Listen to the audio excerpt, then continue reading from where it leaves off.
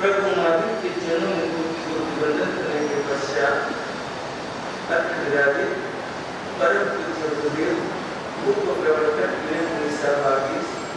परम पूज्य गुरुदेव उप प्रवर्तक गौतम मिश्रा बनाकर तत्व केसरी संजय मुनि महाराज साहब तत्व चिंतक सागर मुनि महाराज साहब आदि गुरुदेवों के चरणों में कोटि वंदन करने के पश्चात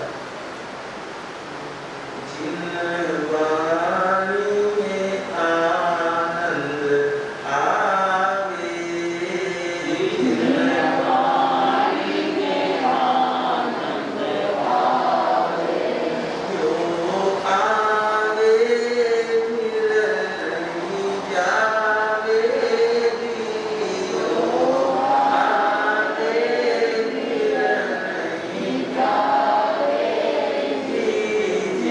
आवे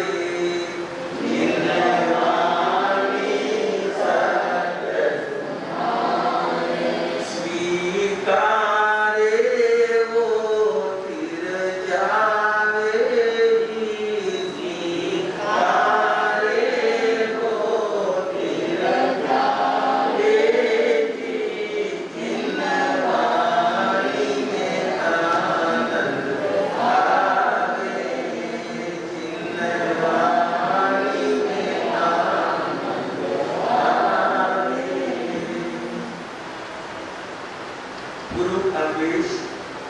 कमल कन्हैया दरबार के धर्म सभागार में उपस्थित सभी देवानुग्रहों प्रभु महावीर ने जगत के समस्त जीवों को दुखों को दूर करने का और शाश्वत सुख पाने का राजमार्ग बताते हुए फरमाया।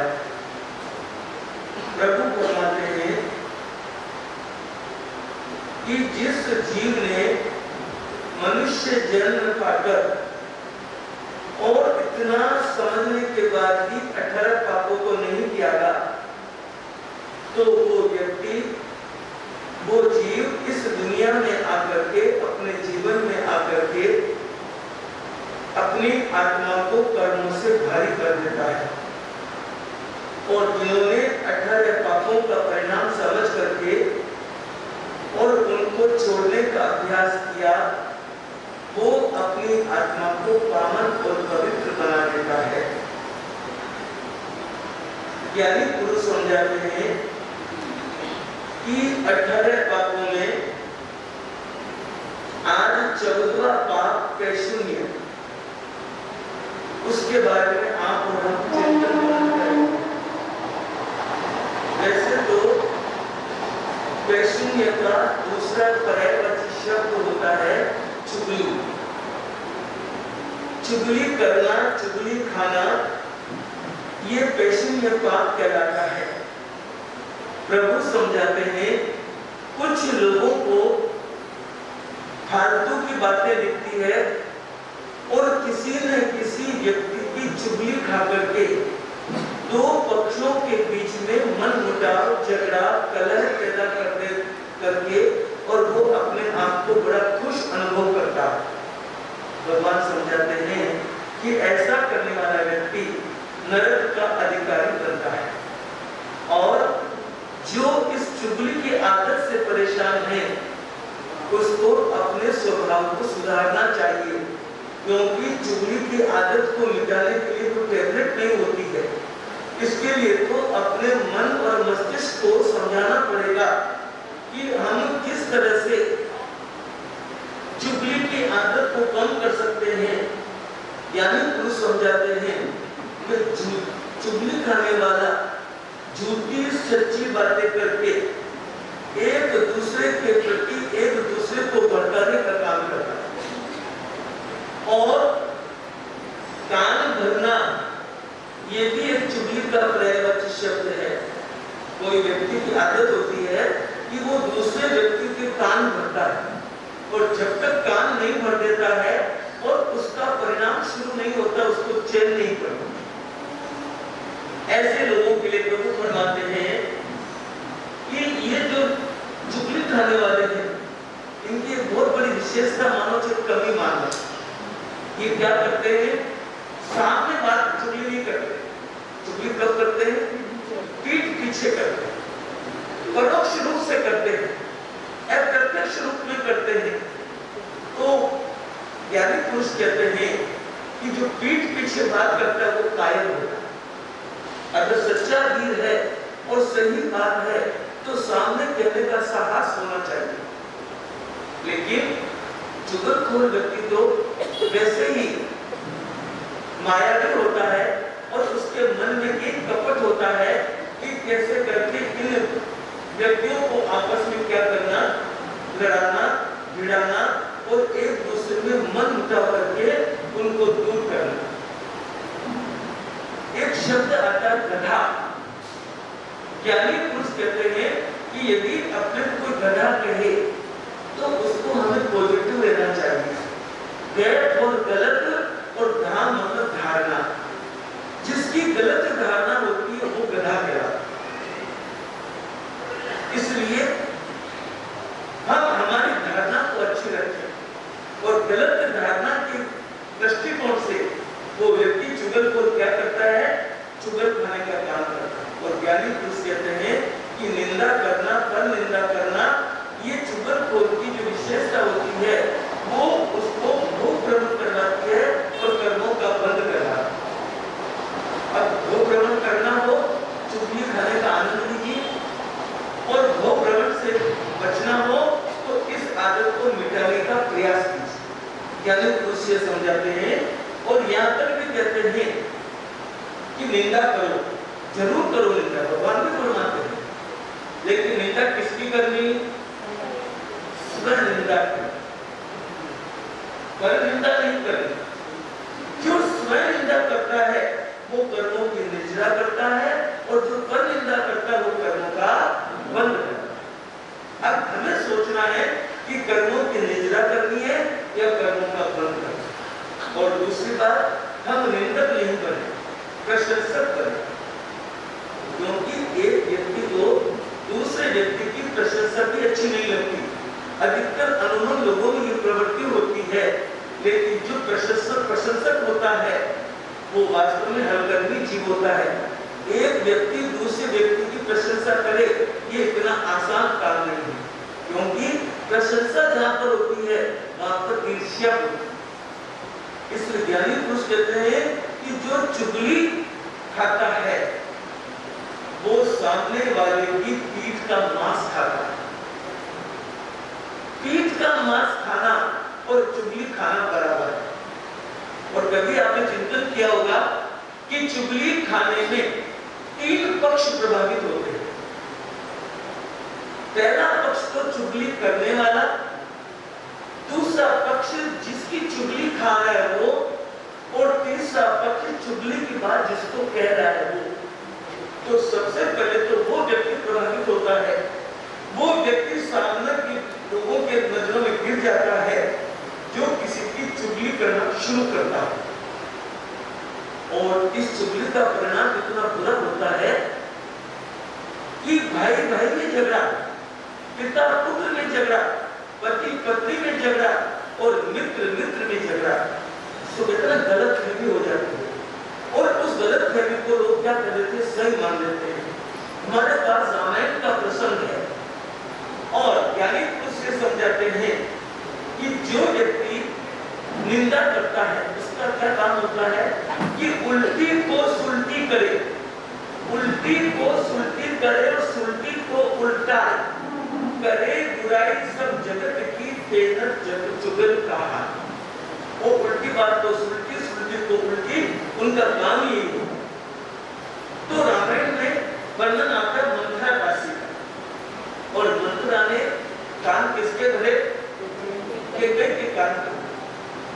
एक बार तो केकई ने कहा कि कोई दिक्कत नहीं, कौशल्या रानी राजमाता रहेगी तो रहेगी, मुझे कोई दिक्कत नहीं है। लेकिन मंथरा ने कान में और फूंक मार दिया, अरे तुम वो तो राजमाता रहेगी तुम दासी के रूप में रहो। और देखिए 2 वर जो बकाया थे वो मांग लिए, और कल जिसका राज तिलक होना था उसको हटा करके उन्होंने भरत के राजगद्दी की अपने वर को पूरा करने के लिए, वरदान को पूरा करने के लिए अपनी मांग रखी। सारा कार्य पलट हो गया, सारी खुशियां एक दूसरे की बदल गई, और सब लोगों के मन में विचार आ गया कि कल तो रामराज का तिलक होना था, लेकिन आज ये बात उल्टी हो गई है, क्योंकि आज तिलक किसका हो रहा है? भरत का हो रहा है। इस तरह से ज्ञानी पुरुष समझाते हैं कि किसी की निंदा नहीं करना रे, किसी की चुगली नहीं करना, अरे मोक्षपुरी में जाना वो तो निंदा नहीं करना, अरे मोक्षपुरी में जाना वो तो निंदा नहीं करना। निंदा हमें अधोगति ले जाती है, और गुण ग्रहणी बनो। गुण लेना जो सीख जाता है, भले 5 साल का बच्चा 4 साल का बच्चा ही क्यों नहीं हो, यदि गुण उसके अंदर है और हम गुण ग्राही हैं तो हम हमारे जीवन को काफी आगे बढ़ा सकते हैं। मंथरा दास की बात हमने सुनी, वैसे ही एक छोटी सी बात पर अपनी बात को पूरा करता हूँ कि एक तो पहरेदार, एक बीरबल और एक राजा, ये 3 पक्ष है, क्योंकि चुगली के अंदर 3 पक्ष तो होना जरूरी होता है। तो बीरबल की आदत थी, वो पान बहुत खाता था, तो जहां उसकी इच्छा होती वो वहां क्या करता था? पीक डाल देता।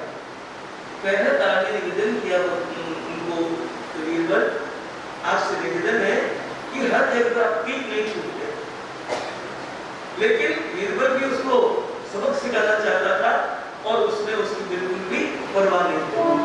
अब उस पहरेदार ने एक दिन मौका देखा कि आज बीरबल नहीं है, और बीरबल की चुगली किसको खा ली? महाराजा को चुगली खाई। तो देखो बबन, मैं इतनी बार कहता हूँ और कितनी बार निवेदन कर दिया, लेकिन आज तक भी बीरबल ने मेरी बात पर ध्यान नहीं दिया है, और देखिए राज दरबार में जगह जगह पीक के निशान पड़े। जब एक बार बीरबल का राजा से मिलान हुआ तो राजा ने कहा, देखो भाई बीरबल, आप पीक वहां थूके जहां पर स्थान पर कोई उसका उपयोग नहीं हो, उस स्थान पर आपको पीक थूकनी है। बीरबल ने कहा, जो हुक्म हुजूर आपका आदेश सिर माथे पर। अब देखिए दिमाग, पहरेदार जो था उसके क्या था? एक आंख से वो काना था और एक आंख से उसको दिखता था। अब बीरबल का मौका बहुत बढ़िया है, उसको पीक थूकने की इच्छा हुई और उसकी जो आंख थी कानी आंख, उस पर उसने क्या कर दी? पीक थूक। बीरबल क्या हुआ? वो पहरेदार नाराज हुआ और उसने शिकायत करी राजा से कि देखो आप बीरबल ने मेरी आंख पर पीक डाल दी। बीरबल को बुलाया, ऐसा क्यों करा? तब बीरबल ने कहा, आपने तो कहा था कि जो जगह काम की नहीं हो वहां पर पीठ थूक दिया करो, तो मैंने इनके आंख तो काम आती नहीं, एक आंख तो बंद रहती है, इसलिए मैंने उस पर थूक दिया। राजा बीरबल की बुद्धि को, बीरबल की कुशलता को समझ गया और पहरेदार अपना मुंह नीचा करके घर की ओर चला गया। इसीलिए ज्ञानी पुरुष कहते हैं कि चुगली का काम करना, अपने आप की इंसल्ट करना है, अपने आप को क्या करना है? नीच दिखाना है, निकृष्ट होकर के लोगों के सामने प्रस्तुत होना है। इसलिए हमें ऐसा चुगली का काम नहीं करें।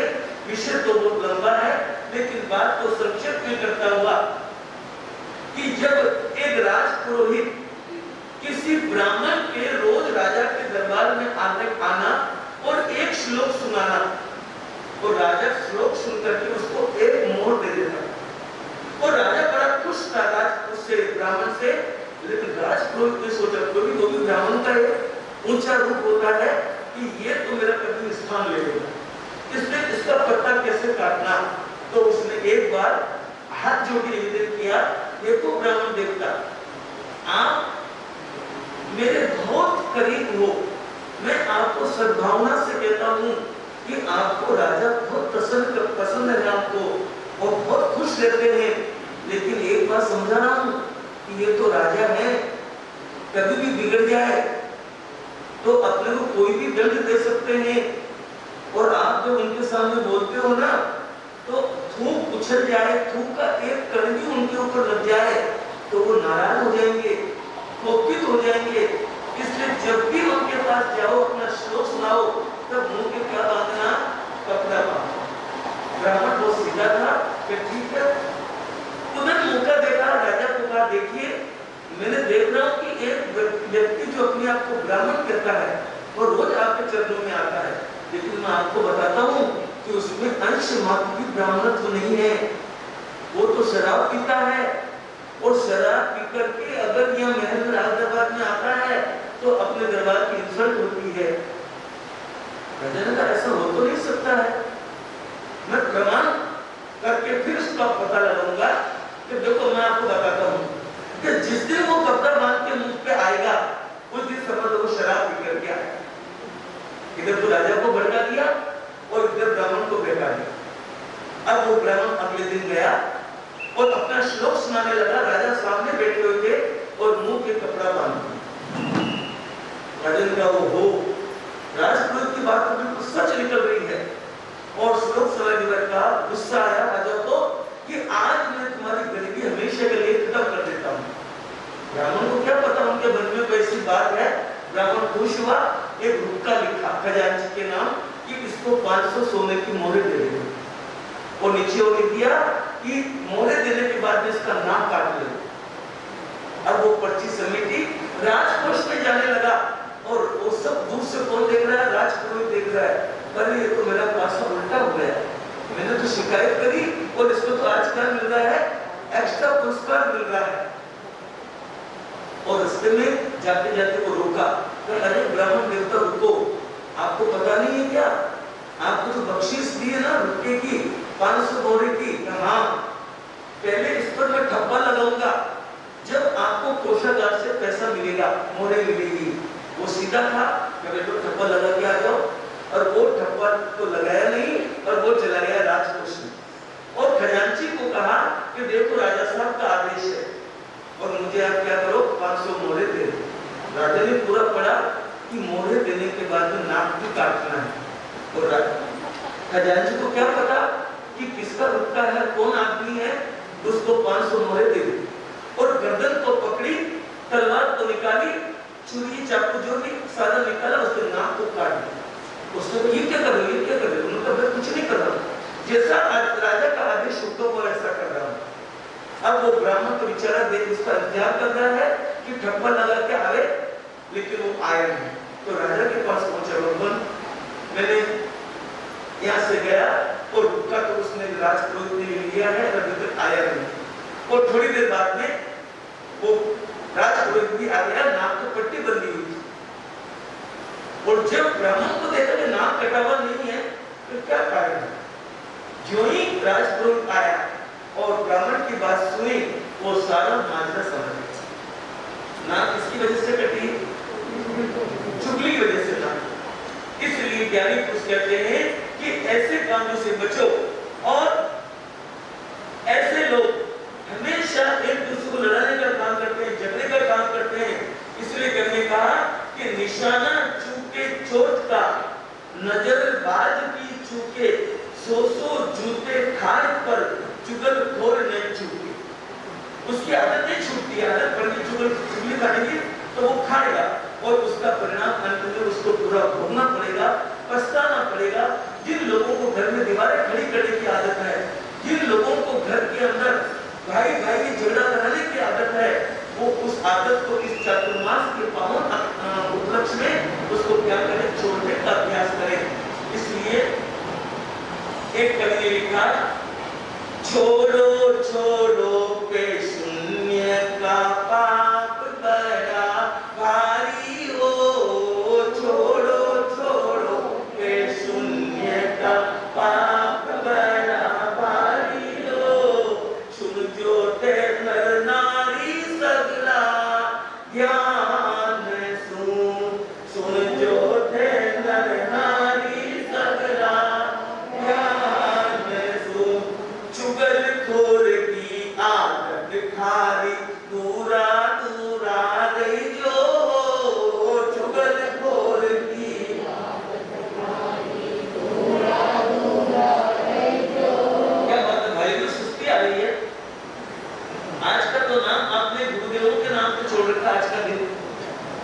आनंद लीजिए।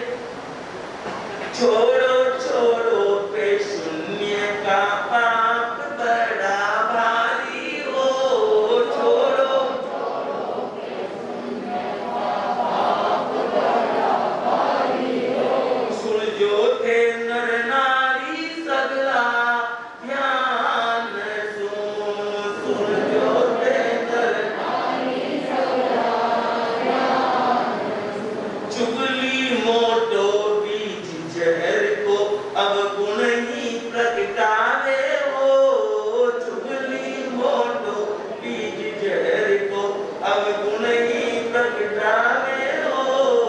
अनर्थ करावे जग में जोर सूं, अनर्थ करावे जग में जोर सूं। क्लेशों का ये मूल है चुगली, नरक गति ले जावे हो, क्लेशों का ये मूल है चुगली, नरक गति ले जावे हो। भव भव में भटकावे चुगली पाप है, भव भव में भटकावे चुगली पाप है। छोड़ो छोड़ो पे शून्य का पाप बड़ा भारी हो, छोड़ो छोड़ो पे शून्य का पाप बड़ा भारी हो। सुन जो थे नर नारी सगला ध्यान सुन, सुन जो थे नर नारी सगला ध्यान सुन। झरना झरेगा, हम सभी प्रयास करें और चुगल की आदत से बचेंगे तो हम इस जगत के पाप के कर्मों के बंधन से बच सकते हैं। आज हमारे यहाँ पर बड़ा हर्ष का विषय है कि एक मुमुक्षु आत्मा संयम अंगीकार करने के लिए अग्रसर है। मैंने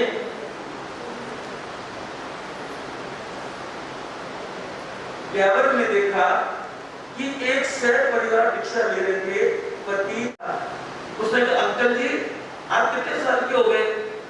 तो मैं तो 50 साल का हो गया। तो आपने दुनिया देख ली ना, तो आप तो ले लो भिक्षा। ये दुनिया की बहुत बड़ी रीत खोटी है। और यदि कोई नौजवान भिक्षा ले ले तो अरे ये जवानी तो भोग की जवानी का समय है, भिक्षा क्यों ले रहा है? और कोई हमारे कांतिलाल जी जैसे साहब वृद्ध पुरुष भिक्षा ले ले तो कहे अरे अब क्या करोगे भिक्षा लगी बुढ़ापे में? इन लोगों की बातें देखो, बचपन में लेवे तो तकलीफ, युवावस्था में लेवे तो तकलीफ और वृद्धावस्था में लेवे तो तकलीफ। लेकिन भगवान ने फरमाया 10वें कालिक सूत्र के 4थे अध्याय की 28वीं गाथा में फरमाया पच्चागीते पय्याया हिपं गच्छन्ति अमर भवनायिं जैसिं पीरो तवो संजमो ये खलती ये बम बचरमुच। भगवान ने फरमाया कि यदि कोई व्यक्ति पिछली अवस्था में भी संयम लेवे और शुद्ध ब्रह्मचर्य का गुरु की भगवान की आज्ञा का पालन करते हुए अपने जीवन का संयम जीवन का निर्वाह करे तो वह आत्मा महापुरुष, वह आत्मा भी अपने परम लक्ष्य को प्राप्त कर सकती है। तो हम संयम नहीं ले सकते हैं तो संयम लेने वाले की अनुमोदना तो करें, उससे भी कर्मों की निंदा होती है। तो 2 लाइन बोल के अपनी बात को समाप्त करता हूँ। संयम की महिमा गावे, संयम की महिमा गावे, संयम से मुक्ति पावे, संयम से मुक्ति पावे। आनंद नहीं आ रहा? हम आप परीक्षा नहीं करें, घबराओ मत। संयम की महिमा गावे, संयम की महिमा गावे, संयम से पावे, संयम से मुक्ति पावे। ये संयम तो परम सुखकारी है,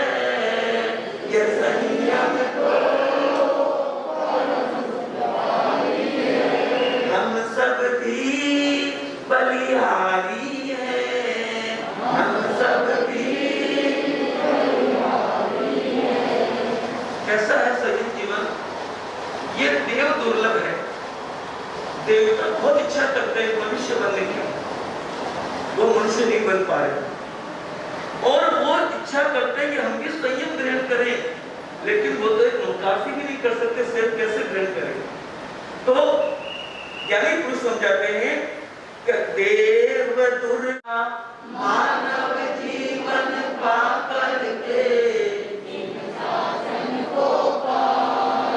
कर्मों की कोट खपावे, कर्मों की कोट खपावे, संयम से सिद्धि पावे, संयम से सिद्धि पावे। ये संयम तो परम सुखकारी है, ये संयम तो परम सुखकारी है। हम सब भी बलिहारी है, हम सब भी बलिहारी है। जो भी संयम जीवन को धारण करते हैं वो महापुरुष धन्य, क्योंकि जब मोहनीय कर्म का क्षेत्र, चारित्र मोहनीय कर्म का क्षेत्र होता है जब संयम का उदय होता है। और संयम लेने के बाद हम किस तरह से साधना करके हमारे कर्मों की निर्जना करें, ये उस साधक की साधना पर निर्भर करता है। और मैं तो कांतिलाल सर के लिए खूब खूब अनुमोदन करके शुभकामना देता हूं कि आपका ये संयमित जीवन शाश्वत आनंद को दे और शाश्वत सुख प्राप्त करे, आपका जो भी लक्ष्य है। और गुरु अंगेश, सौभाग्य और मदन पूरे मेवाड़ संघ का नाम सर्वोत्कृष्ट शिखर पर पहुंचाए, ऐसी हमारी आप प्रति शुभकामना है और मंगल कामना है। क्योंकि संयम कोई खेल नहीं जो टीवी में दिखाते हैं, संयम कोई खेल नहीं जो टीवी में दिखाते हैं। मोम के ये दांत कोमल, मोम के ये दांत कोमल, लोहे चलने के चबाते हैं। संयम कोई खेल नहीं जो टीवी में दिखाते हैं। संयम खाने की दाल से भी बढ़कर है।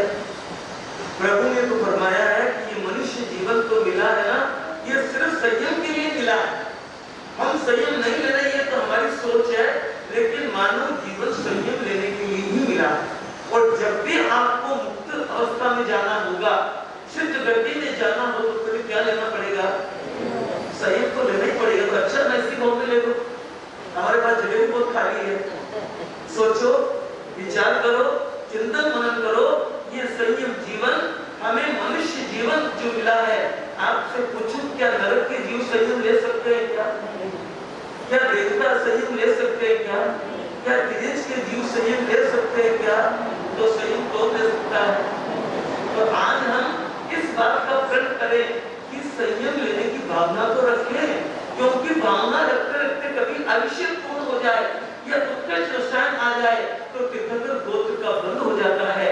और भावना शुद्ध हो और शुद्ध भावना में आयुष्य जाए तो हमें सद्गति प्राप्त हो सकती है। समय हो रहा है, अपनी बात को उत्साह नहीं कहना चाहता हूँ कि जो भी महापुरुष संयम को ग्रहण करते हैं वो वास्तव में धन्य है, क्योंकि मोह को छोड़ना बहुत मुश्किल है। मेरा बेटा, मेरी बेटी, मेरी पत्नी, मेरा पोता, मेरी पोती, ये जो मोहनीय है, मोह कर्म जो सब कर्मों का बाप है, सब कर्मों का राजा है, उसको छोड़ना बहुत मुश्किल काम है। हम कांतिलाल साहब गांधी के लिए खूब खूब शुभकामना अनुमोदना करते हैं और आपके संयमी जीवन की उत्कृष्ट साधना हो, ऐसी शुभकामना मंगल कामना के साथ आनंद। वर्धापा होने जा रहा है। सचमुच आज हमारे दिल में अत्यधिक प्रसन्नता है, खुशी है। भाई श्री कांतिलाल साहब गांधी जो श्रद्धेय गुरुदेव, महामंत्री प्रवर, मेवाड़ गौरव, सौभाग्य मुनि जी महाराज साहब के परिवार से हैं, आप उनके भ्राता हैं। आपके गांधी परिवार से श्रद्धेय गुरुदेव ने 12 वर्ष की उम्र में दीक्षा ली।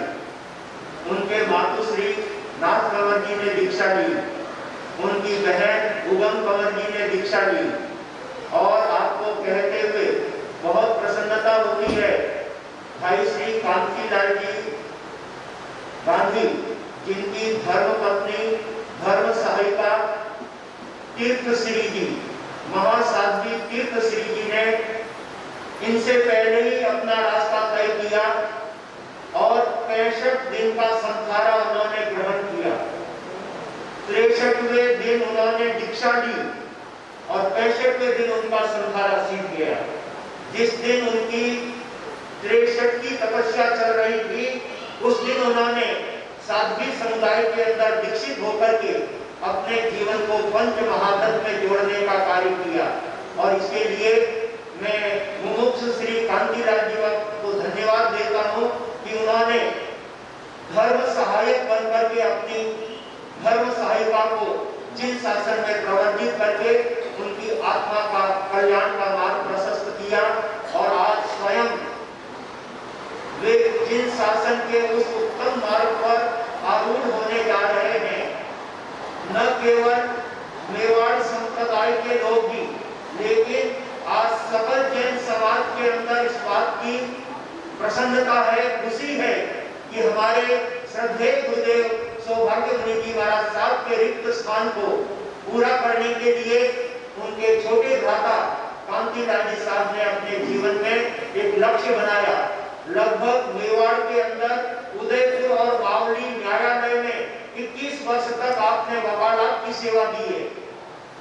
MA LLB बनकर के मेवाड़ में 21 वर्ष तक उन्होंने न्याय क्षेत्र के अंदर वकालत के रूप में अपनी सेवाएं देते हुए अपनी धार्मिक साधना भी करते थे, सामायिक की आराधना करते थे, स्वाध्याय की आराधना करते थे। और जब उनके पुत्र योग्य हो गए, तब पुत्रों ने कहा अब आपको ये सब कुछ करने की आवश्यकता नहीं है, आपको बैंगलोर पधार जाओ। वहां के प्रशासनिक कार्यक्रम से अपने आप को निवृत्त करके आप बैंगलोर चले गए। उससे पहले आप महावीर स्वाध्याय संघ कुमारिया से जुड़े हुए थे और स्वाध्याय संघ में लगभग पिछले 30 वर्षों से पर्यूषण पर्वों में अपनी सेवा देने जाते थे। ऐसे सुशिक्षित, पढ़े लिखे और सब तरह से अनुभवशील व्यक्ति जब समाज में और संघ में संयम के क्षेत्र में प्रवर्तित होते हैं, तो वो केवल अपनी आत्मा का ही नहीं, लेकिन उनके निमित्त से हजारों हजार व्यक्तियों के जीवन को प्रशस्त करने का कार्य करते हैं। मैं मुमुक्षु भाई श्री कांतिलाल जी साहब गांधी के लिए हार्दिक हार्दिक शुभकामनाएं देता हूं और भावना भाता हूं कि आपके निमित्त से, आपके इस उत्तम संयममय जीवन से अनेक भाग्यशाली आत्माएं संयम के लिए तैयार होकर के आपके प्रति अपनी शुद्ध भावनाओं का और शुभ भावनाओं का परिचय देते हुए हमारे संघ को गौरवान्वित करेंगे, संघ में वर्धापन करते हुए संघ को आगे बढ़ाएंगे। श्रद्धेय गुरुदेव महामंत्री सौभाग्य मुनि जी महाराज साहब और पूज्य प्रवर्तक मदन मुनि जी महाराज साहब, जिन्होंने जिन शासन की अत्यंत प्रभावना की, गुरु अम्बेश के नाम को शिखर तक पहुंचाने में उन्होंने बहुत बहुत अपनी अद्भुत सेवाएं दी है। ऐसे ही सेवा के क्षेत्र में कांतिलाल जी साहब भी अपनी संयम आराधना करते हुए आने वाली 23 अगस्त को आपकी खैरोदा में उप प्रवर्तक मेवाड़ भास्कर श्री कोमल मुनि जी महाराज साहब के सानिध्य में दीक्षा होने जा रही है। हम आपके दीक्षा की मंगलमय शुभकामनाएं देते हैं और गुरुदेव मदन मुनि जी महाराज साहब के शब्दों में एक पंक्ति कहकर के मैं ये कार्य संघ को दूंगा। संघ उनका सम्मान करना चाहेगा, संघ उनका अभिनंदन करना चाहेगा और ये अभिनंदन, ये सम्मान संयम का सम्मान है। सचमुच में बंधुओं, दीक्षार्थी का सम्मान करने का जब जब अवसर आए, हम अपने दिल से उनकी अनुमोदना करते हुए उनके प्रति अपनी शुद्ध भावना गाएंगे। संयम लेना जी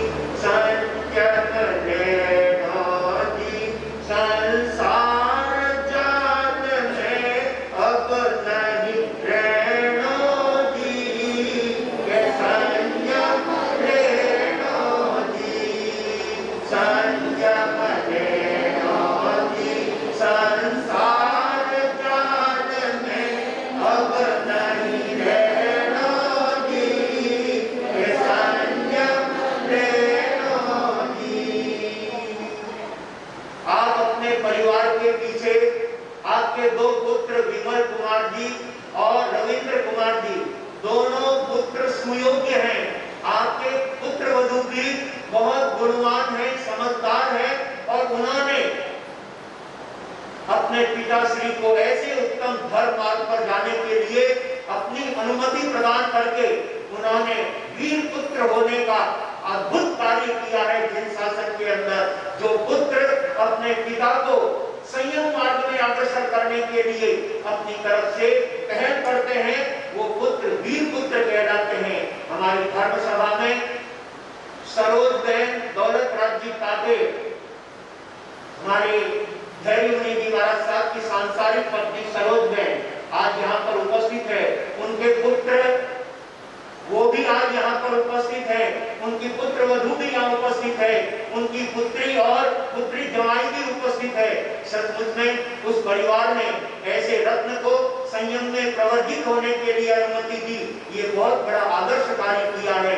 आज गांधी परिवार भी अपने पिताश्री को संयम में प्रवर्धित होने के लिए अपनी तरफ से स्वीकृति दे करके उन्होंने बहुत बड़ा लाभ कमाया है, बहुत बड़ा पुण्य कमाया है। सचमुच में आत्मनिर्जरा का कार्य उन्होंने अपने जीवन में किया है।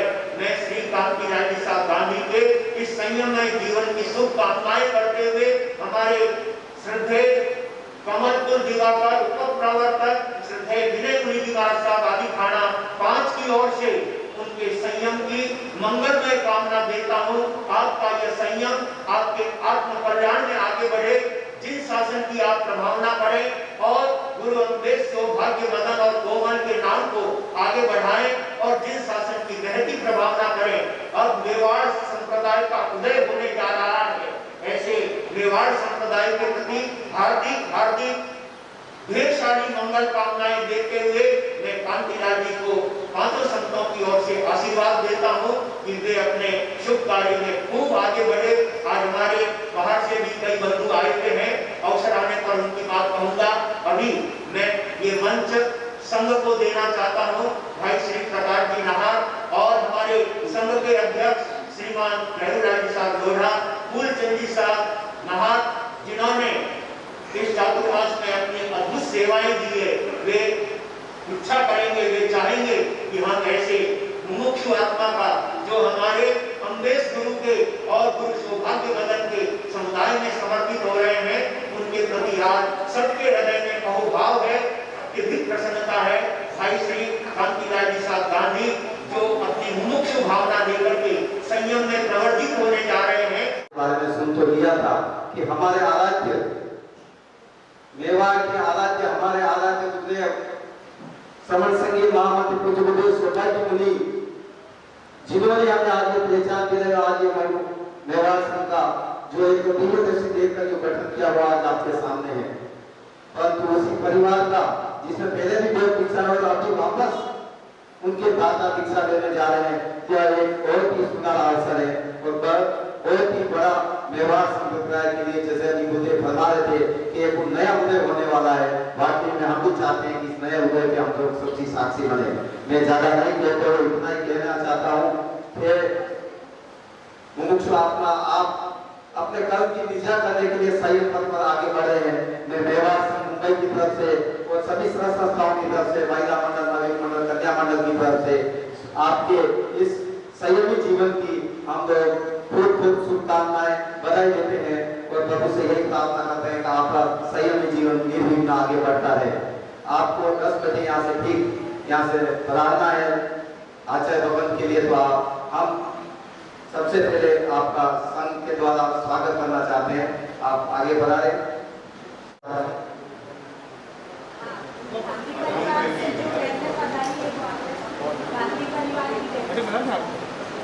महिला मंडल की अध्यक्षा श्रीमती कंचन देवी जी सिंघवी अपनी सभी कार्यकर्ताओं के साथ में इस मंगलमय अवसर पर अपनी हार्दिक शुभकामनाएं देते हुए वो भी हम मंच पर उपस्थित हो जाएंगे। हमारे महिला मंडल की ओर से भी मुमुक्षु बंधुओं का स्वागत, अभिनंदन और सम्मान करते हुए अनन्य आनंद और प्रसन्नता का अनुभव कार्य की हार्दिक हार्दिक अनुमोदना करता है। आप अपने संयमी जीवन में खूब आगे का सम्मान कर रहे हैं। कंचन जी सिंघी, मेवाड़ महिला मंडल की अध्यक्षा, अपने पूरे कार्यकारिणी के साथ और अपने पूरे महिला मंडल के साथ मुमुक्षु बंधु का हार्दिक स्वागत और सम्मान कर रही है। सचमुच आपके पुत्र श्रीमान भी आगे बढ़ा जाए और परिवार से जो भी जन आगे बढ़ा जाए, मेवाड़ में आपका भी वीर परिवार का स्वागत करना चाहता है। हमारे रविंद्र कुमार जी अपने परिवार के सदस्यों के साथ प्रवचन में समय समय पर अपनी उपस्थिति देते हुए ये संस्कार कांति राय जी साहब ने अपने परिवार को दिए हैं। सचमुच वो परिवार अपने आप में परम सौभाग्यशाली होता है जिनके माता पिता धार्मिक होते हैं, उनके पुत्र और पुत्रियों में भी अद्भुत साहब ने यह संकल्प लिया है और ये जिन शासन में आगे बढ़ रहे हैं। यह है अशोक कुमार जी साहब भक्ति जो नागौरी से आए हैं और सचमुच आज उनकी पुत्री का परिवार भी यहाँ पर उपस्थित है। ये आनंद का विषय। बहुत बहुत धन्यवाद। फतेहनगर से, खड़िया से भी अनेक हमारे धार्मिक शिशु श्रावक आज यहाँ उपस्थित है। उनको प्रसन्नता है कि हमारे गुरुदेव के परिवार से एक भाई दीक्षा लेकर जिन शासन की प्रभावना में और अपनी आत्मा कल्याण में उपस्थित हो रहे हैं, इस बात की संपूर्ण धर्म संघ के अंदर खुशी की लहर है, आनंद की लहर है। ऐसे पूरे परिवार के साथ संघ और समाज की अद्भुत सेवाएं की है। पिछले 30 वर्षों से आप स्वाध्याय संघ के माध्यम से प्रवचन देने के लिए जाते हैं और बेंगलोर में समय समय पर धार्मिक सभाएं होती है।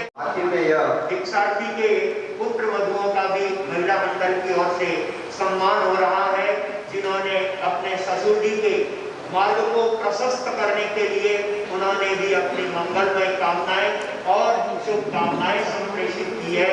अनुज्ञा देकर के बहुत बड़ा लाभ मगन कोमल पूरे प्रसन्न अत्यंत समय चाहता है मैं प्रसन्न से माता बना मैं ज़्यादा विस्तार से कुछ नहीं कहना चाहता। गुरुकुल क्या विराजमान है, उनकी वाणी सुंदर है और उनकी वाणी को सुनकर वे अपनी आत्मा को पवित्र कर रहे हैं। मैं सिर्फ ये निवेदन करना चाह रहा हूँ, संयम दुष्कर नहीं है, संसार का मार्ग दुष्कर है।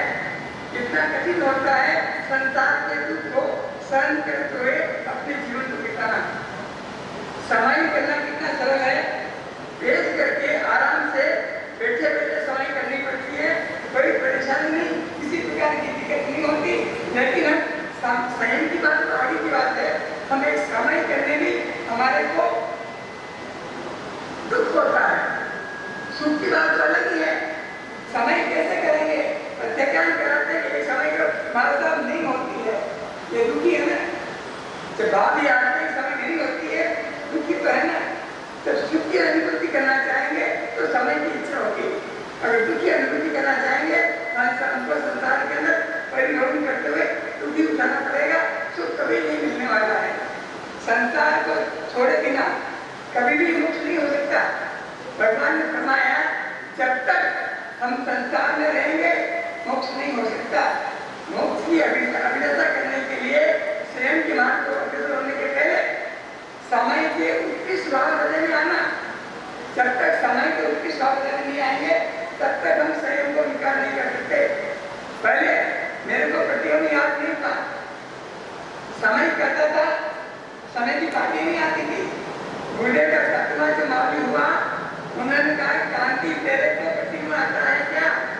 मेरा गुरुकुल मेरे को लोकेश भी नहीं आता है, तो उन्होंने फरमाया तेरे को ये 5 दिन का चतुर्मास है, प्रतिमा याद करके सुनाना है।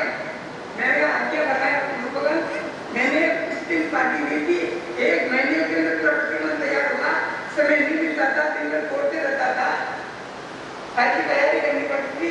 व्याख्यान में भी आता है कि एक मिनट गुरुदेव की कृपा, एक मिनट में प्रतिमा याद करने की कोशिश की और एक मिनट के प्रतिमा में 1 महीने के अंदर मेरा प्रतिमा याद हो गया। 5 महीने का चातुर्मास था, 4 महीने तक मैंने प्रतिक्रमण सुनाया था। मेरा निवेदन करना कि जब भावना पूरी खुश हो जाती है तो सही मार्ग में बढ़ने की कोई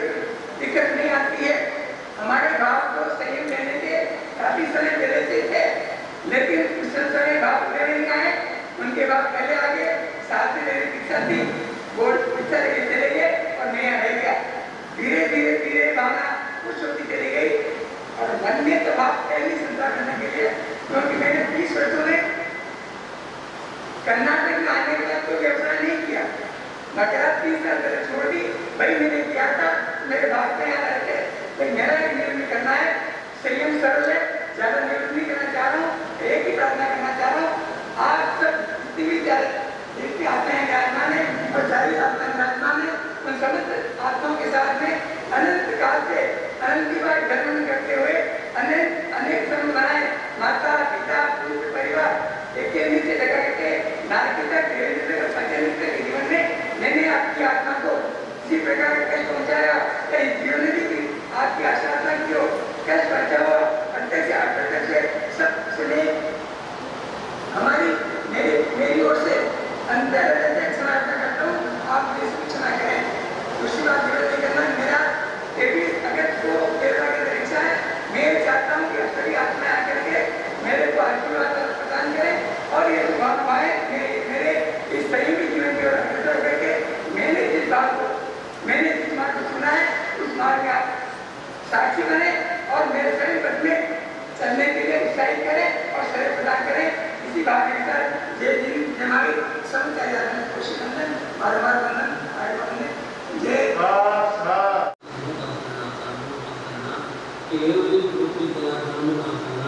ये चार शरणा दुर्गति करना पूर्ण करना कोई जो भक्त प्राणी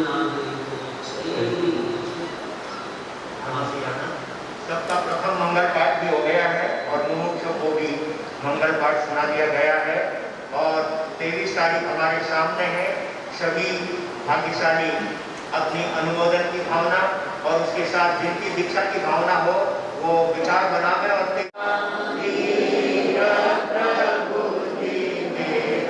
रंग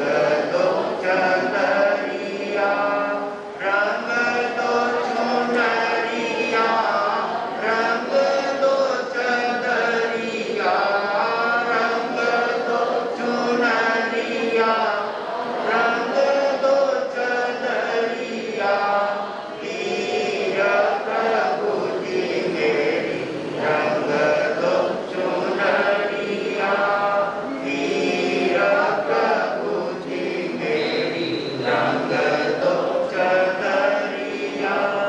सारा जग रूठे मेरे वीर दीना रूठे, सारा जग रूठे मेरे वीर दीना रूठे, सारा जग रूठे मेरे गुरु जी ना रूठे, सारा जग रूठे मेरे गुरु जी ना रूठे, रूठ जाए चाहे सारी नगरिया, रूठ जाए चाहे सारी नगरिया, वीर प्रभु जी मेरी रंग दो चुनरिया, वीर प्रभु जी मेरी रंग दो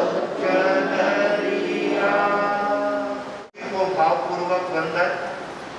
गुरु अम्बेश कमल कन्हैया धर्म सभागार में उपस्थित समस्त धर्म प्रेमी सुज्ञ श्रोताओं, सुशील माताओं एवं बहनों,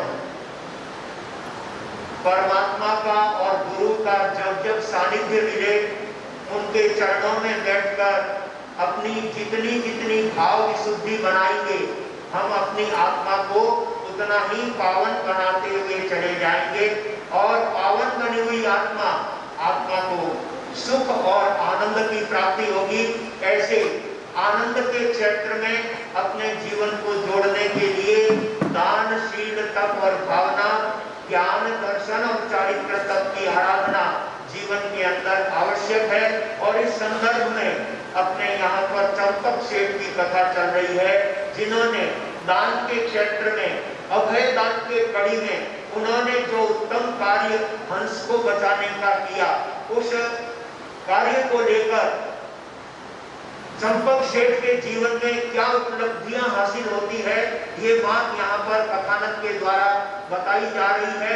परदेश कमाई के लिए चंपक सेठ अपने 99 श्रेष्ठी लोगों के साथ में रवाना होकर बसंतपुर नगर में पहुंचे हैं और जहां पर 99 सेठ अपने अपने कार्य में लग जाते हैं, अपने अपने व्यवसाय में लग जाते हैं और चंपक सेठ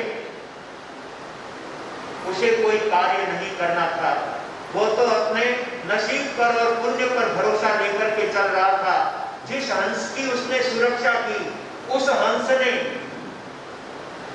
अपने जीवन दान देने वाले चंपक सेठ के प्रति अपनी कृतज्ञता प्रकट करने के लिए अपने पारिवारिक हंसों से मिलकर और उनसे निवेदन किया, जिस चंपक सेठ ने मेरी जीवन रक्षा की है, मुझे जीवन दान दिया है, ऐसे चंपक सेठ का बदला चुकाने का अवसर हमारे सामने है। और सारे हंस ने, सारे परिवार के सदस्यों ने मिलकर के अपने अपने चोंच में मोती भर करके रोज चंपक सेठ के यहाँ लाना और मोतियों का ढेर लगा देना। इन्होंने हमारे साथी हंस की रक्षा की है, तो उसके बदले में हम ये धनराशि देकर उनके उपकार से उपकृत होना चाहते हैं। ये बात अपने यहाँ पर कथानक में कही जा रही है। करुणा दिलदारी पूर्ण उपकारी चंपक सेठ दी, करुणा दिलदारी पूर्ण उपकारी चंपक सेठ दी।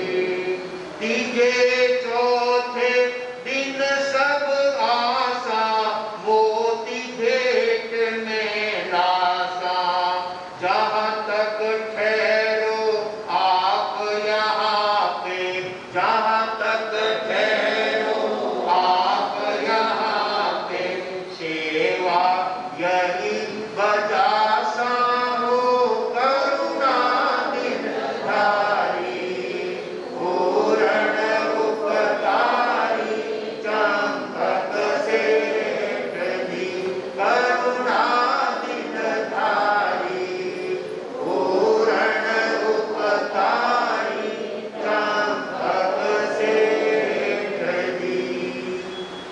जिस हंस को शिकारी से बचाकर 10,000 मुद्राओं में उन्होंने खरीद करके उसको जीवन दान दिया, उसके बदले में आज सारे हंस मिलकर के चंपक सेठ को प्रतिदिन मोती ला करके अर्पित करते हैं। और हंस कहते हैं कि हम हर दिन तीसरे चौथे दिन आएंगे और आपके लिए ये मोती का उपहार लेकर के आएंगे। इस तरह से रोज हंस मोती लेकर के आते हैं और चंपक सेठ के यहाँ पर उनको समर्पित कर देते हैं। चंपक सेठ उन मिले हुए मोतियों को, जो असली मोती, लाखों रुपए के मोती, उन मोतियों को सुरक्षित रखने के लिए एक ग्वालिन से गोबर मंगाता है और मोतियों को उस गोबर के अंदर कंडे के रूप में फेंक करके अलग से रख देता है और कुछ कंडे बिना मोतियों के अलग से तैयार करके उनको अलग जमा देता है। रोजाना का ये क्रम सेठ चंपक का हो गया और रोजाना वह उन मोतियों को उस गोबर के अंदर कंडे में छिपा करके रख देता है। उधर व्यापारी अपना व्यापार कर रहे हैं, उन्हें जो व्यापार में लाभ हो रहा है उसे पाकर सेठ लोग भी बहुत खुश है। देखते देखते सभी श्रेष्ठियों को बहुत अच्छा लाभ मिल गया और काफी लंबा समय उनको व्यापार करते हुए हो गया। तब उन्होंने सोचा कि अब हमें वापस उज्जैनी के लिए चलना चाहिए। हमारा परिवार वहां पर है, हमारा निवास वहां पर है, हमने अपनी इच्छित कमाई कर ली है, तो चंपक को कहें और सबके सब वापिस यहाँ से रवाना हो जाते हैं। जब सभी श्रेष्ठियों ने मिलकर के चंपक से कहा कि भाई साहब, हम तो जाने की तैयारी कर चुके हैं, आप भी हमारे साथ उज्जैनी के लिए चलो। तब चंपक ने कहा कि तुमने तो अपना माल जहाजों में भर लिया है, लेकिन मैं भी अपने माल को साथ में उज्जैनी लेकर के चलना चाहता हूँ। सारे सेठ लोग उसकी बात को सुनकर के हंसते हैं कि ये गोबर के कंडे तो अपने वहां पर भी देश में भी खूब मिलते हैं, वहां पर भी किसी बात की कमी नहीं है। चंपक ने कहा कि होगा तुम्हारे लिए, लेकिन मैं इन कंडों को अपने साथ जहाजों में लेकर के चलना चाहता हूँ। तब लोगों ने कहा इसकी इच्छा है तो भर लो। सारे कंडे, मोतियों के जो कंडे थे वो अलग जमाए और बिना मोती के जो कंडे थे वो अलग एक साथ जमा लेते हैं और वो पूरे माल जमा देने के बाद वहां से उनकी रवाना होने की तैयारी होती है। मोती मिला उपल खुद थे पे, कोई भेद नहीं पाए। बिन मोती का संग में थे अलग अलग जमावे हो, करुणा दिलधारी पूर्ण उपकारी चंपक से प्रति, करुणा दिलधारी पूर्ण उपकारी चंपक से प्रति। बंधुओं, चंपक सेठ ने बसंतपुर नगर के अंदर और समुद्र के तट पर रहते हुए जो कुछ उन्होंने अर्जित किया, उसके पीछे उनका किया हुआ पुण्य, उनके द्वारा किया गया सेवा का कार्य, वो आज उनके लिए उपयोगी हो रहा है। उन्होंने सेवा के क्षेत्र में हंस की रक्षा करके उन्होंने अपनी सद्भावनाओं का परिचय दिया और उसके बदले में लाखों मोती ला करके हंस ने चंपक सेठ को अर्पित किए। सारे लोग अपने अपना माल जहाजों में जमा करके और उज्जैनी के लिए प्रस्थान करने की तैयारी करते हैं। सब लोग बड़े प्रसन्न हैं, बहुत आनंदित है और चंपक सेठ के आनंद की तो कोई बात ही नहीं है, उसके खुशियों का तो कोई पारावार ही नहीं है। सारे सेठ लोग तो देखते हैं कि इसने इतने समय तक यहाँ पर रह करके केवल गोबर के कंडे इकट्ठे किए हैं, लेकिन उनको पता नहीं कि चंपक ने कितनी धनराशि प्राप्त की है। लेकिन ये धनराशि उनके उपकार के बदले में मिली है, उनके पुण्य के बदले में मिली है, उनको सेवा के बदले में मिली है। उन्होंने हंस की जो सेवा की, उसी सेवा का सुफल उनको प्राप्त हुआ है। श्रद्धेय गुरुदेव उपाध्याय श्री कन्हैयालाल जी महाराज साहब सेवा शब्द की व्याख्या करते हुए, सेवा शब्द की व्युत्पत्ति करते हुए फरमाते हैं, सेवा ये दो अक्षरों का नाम शब्द है। से का मतलब सेतु और वा का मतलब वारिधि। वारिधि यानी समुद्र और से यानी सेतु। समुद्र को पार करने के लिए सेतु की आवश्यकता होती है। बिना सेतु के समुद्र को पार करना बहुत मुश्किल होता है। रामचंद्र जी जब सीता को लेने के लिए लंका गए थे, तब हनुमान आदि उनके साथियों ने उनके लिए सेतु बनाया था, तब वे उस समुद्र को पार करके लंका में पहुंचे थे। गुरुदेव कन्हैयालाल जी महाराज साहब फरमाते हैं कि जिनके जीवन में सेवा रूपी सेतु, सेवा, जिनके जीवन में सेवा होती है, परमार्थ का काम होता है, जो भलाई का काम करते हैं, वो अपने इस संसार रूपी समुद्र को पार करने के लिए सेवा का सेतु तैयार करके इस भवसागर से तीर जाया करते हैं। चंपक ने वही सेतु का कार्य किया था। भाग्यशालियों, हमें जब जब सेवा का मौका मिले, व्यक्ति को दिल खोल करके सेवा का लाभ लेना चाहिए। चाहे परिचित हो, अपरिचित हो, कोई अनजान हो, उनकी भी सेवा करने में कहीं पीछे नहीं रहना चाहिए। सेवा करना जीवन में कभी खाली नहीं जाता है। चंपक ने एक हंस की सेवा की, बदले में उसे लाखों मोती प्राप्त हो जाते हैं और उसे लेकर वे उज्जैनी के लिए रवाना होने की तैयारी करते हैं। और इस बीच पीछे जिस परिवार को वो छोड़ करके आए थे, अपने माता पिता और साथ ही अपनी धर्म पत्नी धर्मवती को मिलकर के आए थे, तो आप जानते हैं जब उनका समय बीतता गया, दिन बीतते गए और देखते देखते बहुरानी का पेट बढ़ने लगा। घर के लोग तो सभी यही जानते हैं कि चंपक विदेश गया है और धर्मवती यहाँ पर अकेली है। उसके साथ क्या घटना घटित होती है, ये बात हम इस कथानक को आगे सुनेंगे, तब पता चलेगा कि सच्चे अर्थों में जहां सेवा और भलाई का काम होता है, वहां पर किस तरह से व्यक्ति के सामने अनायास खुशियां आकर के उपस्थित हो जाती है। तो आइए हम पीछे धर्मवती के जीवन चरित्र को सुनेंगे और उस बीच चंपक अपनी तैयारी करके कैसे उज्जैनी पहुंचेगा, ये सारी बात भी उस कथानक से सुनने पर पता लगेगी। सौभाग्यशालियों, आज हमारे बीच में पनवेल संघ की सेवा का दिन है और पनवेल संघ अपनी धर्म भावनाएं लेकर के हमारे बीच में उपस्थित हुआ है। सारे पनवेल संघ की अद्भुत धर्म भावना है, जिनके यहाँ पर परम विदुषी महासती श्री सुधा कंवर जी का चातुर्मास चल रहा है। उस चातुर्मास का अनन्य लाभ लेते हुए आज अपने सेवा की कड़ी में अपनी सेवा देने के लिए वे मेवाड़ भवन में उपस्थित हुए हैं और अपने यहाँ पर सेवा की ही बात चल रही है।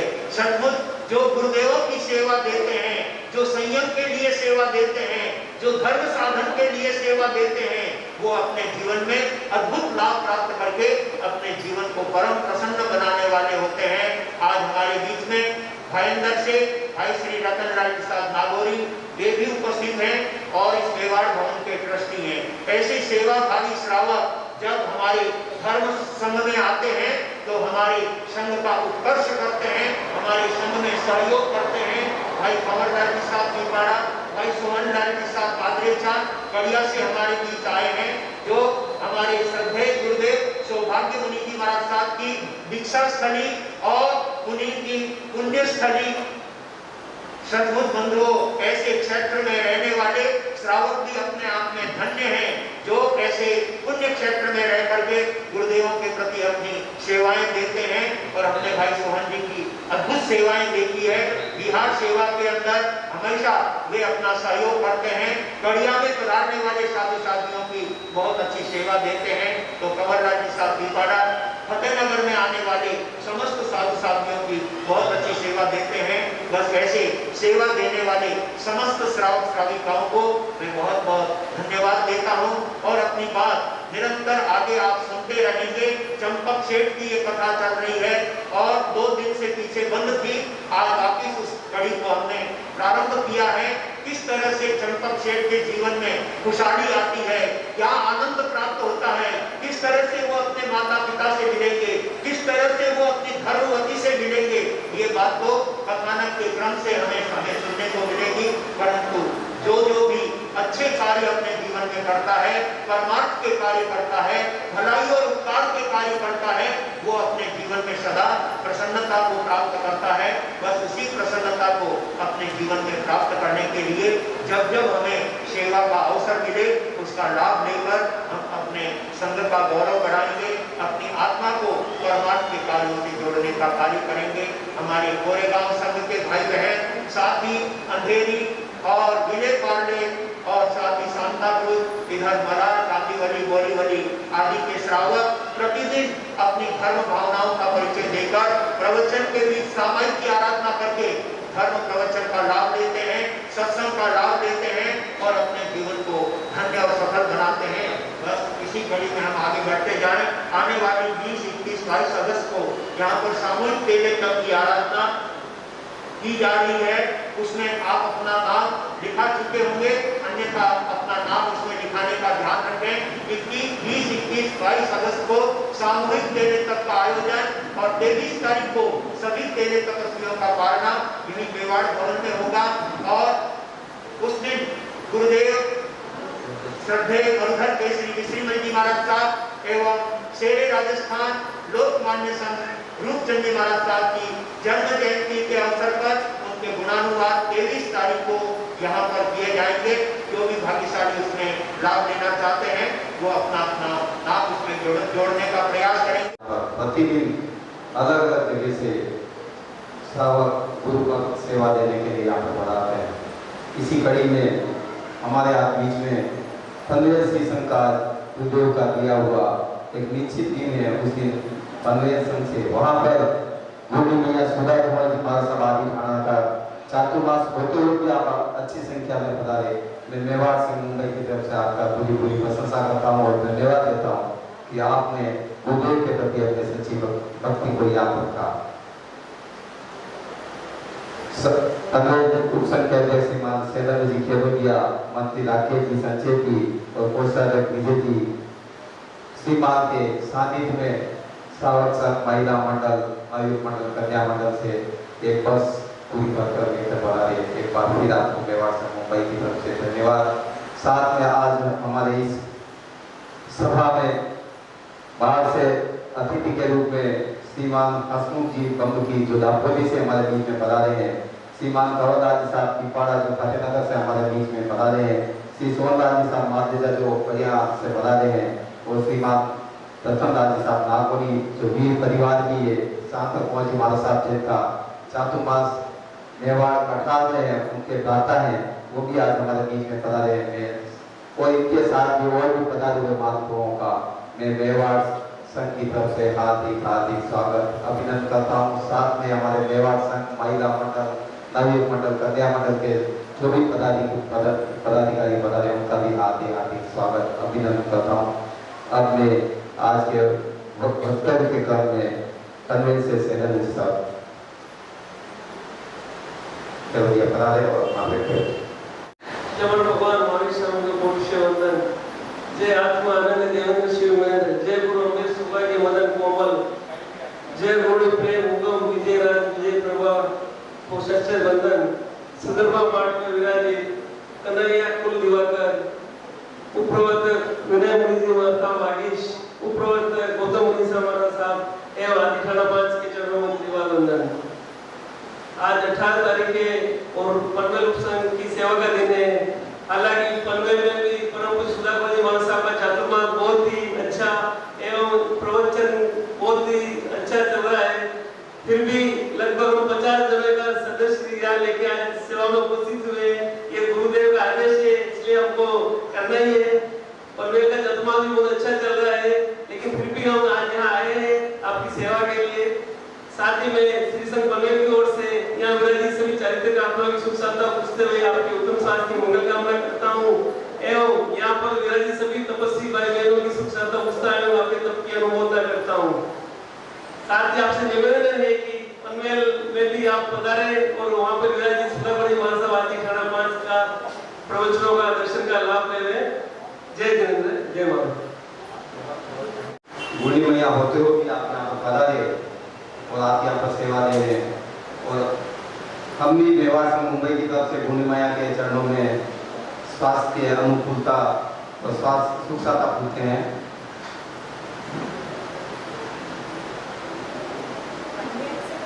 आज हमारे बीच में मोतीलाल साहब कठारिया जो अपना मंदिर संप्रदाय से है, वो भी हमारी सभा में बता रहे हैं। मेवाड़ संघ मुंबई की तरफ से आपका भी हार्दिक हार्दिक स्वागत अभिनंदन करता हूँ। अब महिलाओं के क्रम में पनवेल से